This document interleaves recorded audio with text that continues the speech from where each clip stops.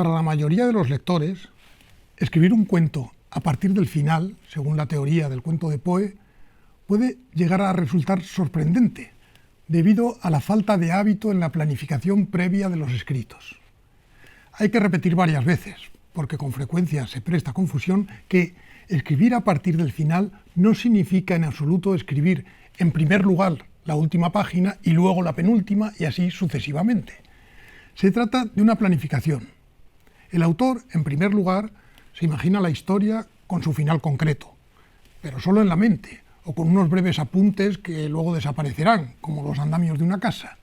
Y después se escribe la historia con normalidad, de principio a fin, en orden cronológico. Cuando el texto esté terminado, el final estará al final, y el principio al principio, y ningún lector debería percibir que el autor sabía ya en la primera página lo que iba a suceder en la última. Escribir a partir del final significa que queremos llegar a ese final que hemos preparado con antelación, que nosotros lo conocemos, no los lectores, aunque no lo escribiremos hasta que justamente lleguemos a la última página de nuestra historia. Dice Horacio Quiroga en su artículo 5 del Manual del Perfecto Cuentista: no empieces a escribir sin saber desde la primera palabra a dónde vas. En un cuento bien logrado, las 3 primeras líneas tienen casi la misma importancia que las 3 últimas. En su filosofía de la composición, Poe dejó escrito este consejo: la mayoría de los autores se sientan a escribir sin un designio fijo, confiándose a la inspiración del momento. No hay, por tanto, que sorprenderse de que la mayoría de los libros carezcan de valor. Jamás debería la pluma rozar el papel hasta que al menos un propósito general bien asimilado hubiera sido establecido. Ahora bien, escribir a partir de un final no significa que conozcamos literalmente lo que sucede al final de la historia. Puede que no sepamos los hechos exactos, pero sí el efecto que queremos conseguir. El desenlace final concreto aparecerá habitualmente en el momento de la escritura y será un final apropiado al efecto que queremos conseguir. Edgar Allan Poe, en su filosofía de la composición, dice: un hábil artista literario ha construido un relato. Si es prudente, no habrá elaborado sus pensamientos para ubicar los incidentes, sino que, después de concebir cuidadosamente cierto efecto único y singular, inventará los incidentes combinándolos de la manera que mejor lo ayude a lograr el efecto preconcebido. Si su primera frase no tiende ya a la producción de dicho efecto, quiere decir que ha fracasado en el primer paso. No debería haber una sola palabra en toda la composición cuya tendencia, directa o indirecta, no se aplicara al designio preestablecido. Es como programar y realizar un viaje de vacaciones.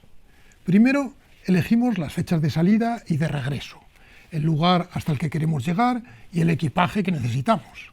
A pesar de tener el viaje bien programado y algunos lugares imprescindibles que deseamos visitar, dejaremos bastante tiempo sin programar para que el nuevo espacio nos sorprenda. Hasta es posible que modifiquemos parte del viaje durante el recorrido, pero es casi seguro que el regreso sucederá en la fecha prevista. Antes de salir nos documentamos, pero siempre querremos saber más, querremos dejarnos sorprender y llegar a lugares de los que nadie nos había hablado antes. Escribir no es muy diferente.